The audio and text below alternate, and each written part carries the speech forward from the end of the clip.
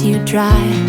Do you know I'm looking, and I can't help but smile. Do you know how much I love you? Hey guys, my name is Hannah. Welcome to my channel, Hannah Living Blessed Point 2. Welcome. I'm so glad you're here. So this video is going to be an 18 and older video. It's going to be my recovery story with addiction, mental health, and how I got my life back on track with God.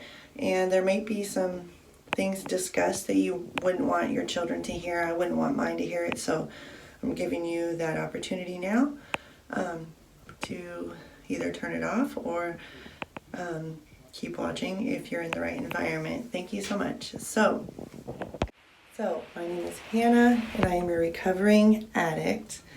Not your typical recovering addict, because I am 420 friendly. I encourage cannabis and the herbal benefits that it brings, because I like all herbs. So that's a thing. And I just want to be very transparent with you guys and let you guys know, because I don't believe that it is wrong. I believe there's a time and a place, and that it shouldn't govern like who you are as a person or affect your life in a negative way. And if it does, then don't do it. But I had an addiction with, first it was alcohol and when I was underage, and then as it progressed, it became crystal meth addiction, and then after that, after many years, it finally progressed into fentanyl addiction. So I currently have 3 years clean from fentanyl and 5 years clean from meth, and I owe that all to God. I first started struggling because of issues at home when I was around 14. It started to develop. Hey guys, so I'm going to continue my recovery story now. I haven't been able to get away and be able to talk about things like this because, you know, Mima has Sarah right now, so she's having a little adventure with her, and I'm just going to kind of jump back into my story and how I became a recovering addict.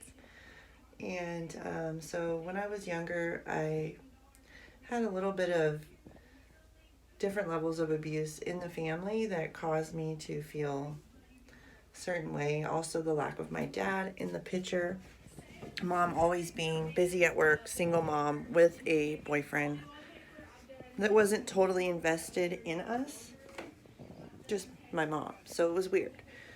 And so by the time I was 17, I was addicted to meth and had stayed away from home for weeks at a time. I had acquired a boyfriend who I ended up marrying, but we're divorced now. And I came home one day, my mom was just gone. She had moved. I remember it was a rainy day and all my stuff was just outside, and I remember being 17 years old and wondering, where am I going to go? Then, since the boyfriend I had that I mentioned was only 16, something had happened with him because we were both into drugs, and his mom lost him to CPS. So I found myself alone and homeless, which I was not raised on the streets. I was a very sheltered type of a child that was home a lot if I wasn't at school. So I was very scared, and let's just say that lots of scary things happened to me. This person that offered me help approached me for prostitution. And I remember that happening that day, and I was just like, oh my gosh, like this is crazy. And so I had a friend that was in the town that neighbored the town I used to live in. So I went there, and I kind of was trying to stay there and just moved around from person to person, just in that community of people that were addicted. And it was horrible. I remember I actually got kidnapped once, and it was the first black person that I had really, as an adult, had went to talk to while I was 17, almost 18. And they were like, hey, you want to go to a party? It was him and 2 other females. I was like, sure. Got in the car. They drove me out of town, dyed my hair, bought me different clothes, and tried to force me. It was a pimp. He was a pimp.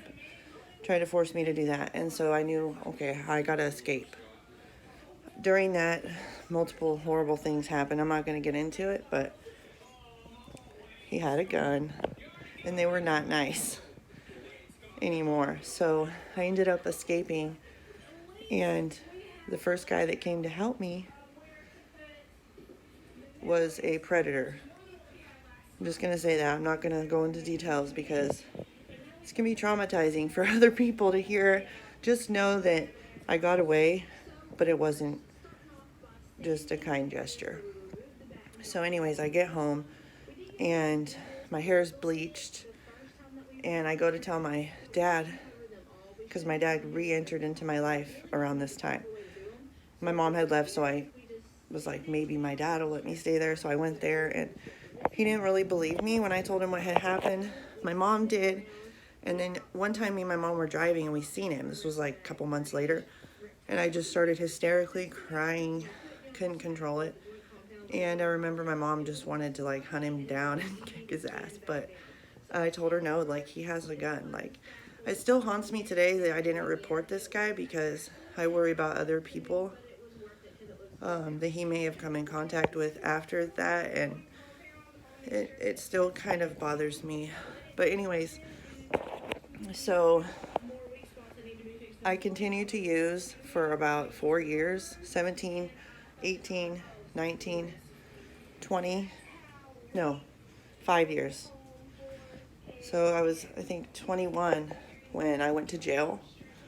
I was in a raid where they had tons of illegal substances there that I had no idea about. I was with gang members. And the cops came in, they kicked the door in, grabbed me, grabbed the other people, and off we went to jail. And my bail was $580,000. I was in jail for about 2.5 weeks before we went to trial. And I was the first one that got dismissed out of the case. And I quickly left because I didn't want to stay and be part of that. I just wanted to go. Anyways, everyone ended up getting off on a cop technicality, but that was a wake-up call for me. I was like, okay, this is my fork in the road. And around this time, I was having a real big sense of urgency I felt from God. Like, if I don't change soon, this is going to be my life forever. And so after thinking about it and leaving and coming back about 5 times, I finally went to the gospel mission. And I felt the presence of God for the first time in years since I was a kid, and I just loved that feeling. I quit using meth and just soaked up that love that I so desperately needed after all of the horrible things that happened to me when I was using. So I go there, and the crazy thing is, the boyfriend of mine comes back into my life. We both go into the gospel mission, and we end up getting into a program called Fresh Start Ministries. It's a faith-based discipleship program. It's for drug recovery, but it's not just NA. It's more so trying to get you to find God and really have like a life-changing thing. Like, not everyone there was an addict. It was a beautiful place, and I loved it there. I actually got married.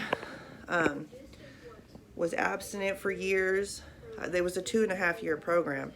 I got married, got a job, got me and my now husband, ex-husband, got our own apartment, and things were finally good, and I was really happy. So I ended up thinking, it'd be better if we got a bigger house, we could get a roommate.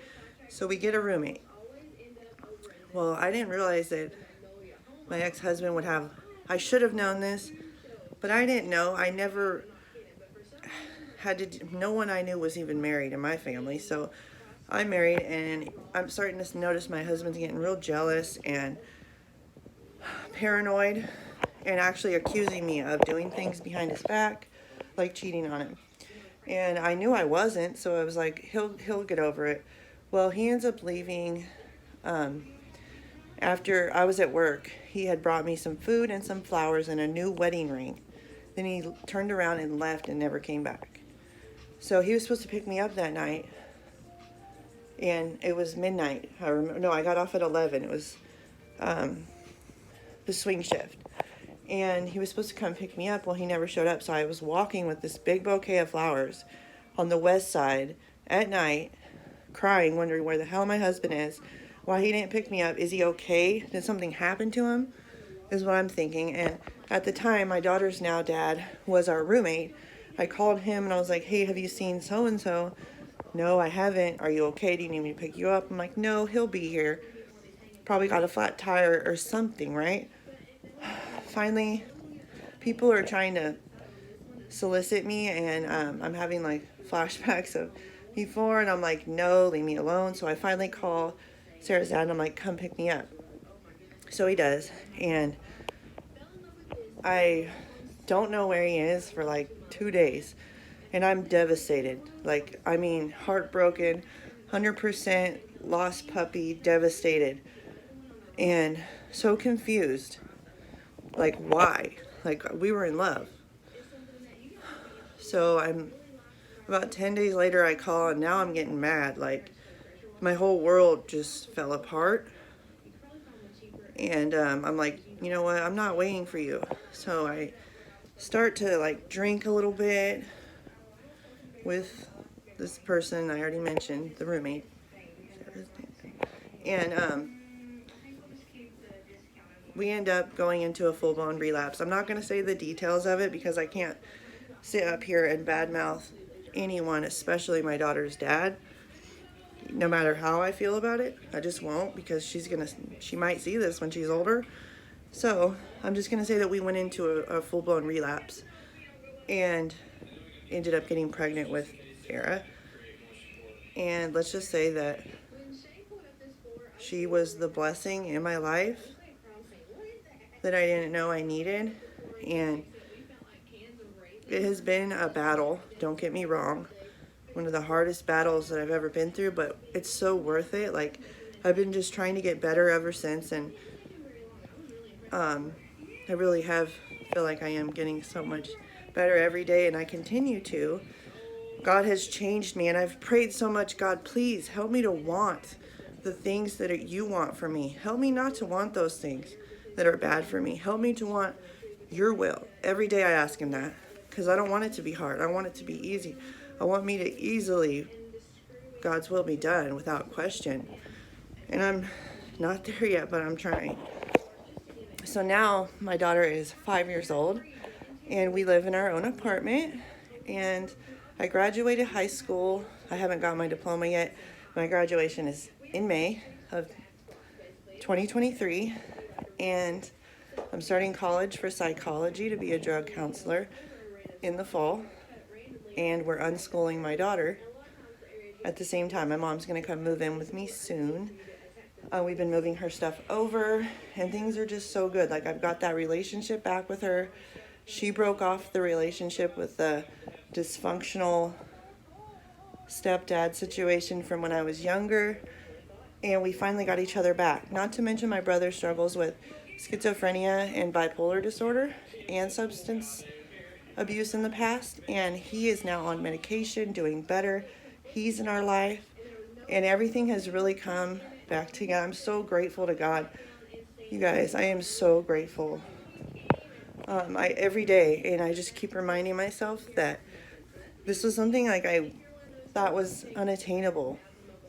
Happiness, joy, finding my own independence, of course, relying on God the whole time, but I mean, from a man, and trying harder in life, because I never used to try. I used to always feel like, well, if I'm going to fail, I don't want to try. But you have to fail to grow. And so he's really worked a lot on my mindset, and yeah, I'm sorry, guys. This is a little different than I had intended it to be, but I hope that it still reaches you well, and that it inspires somebody who needed it. Thank you for watching. I pray that God blesses you and your family, and I'll catch you in the next video. Bye. I believe in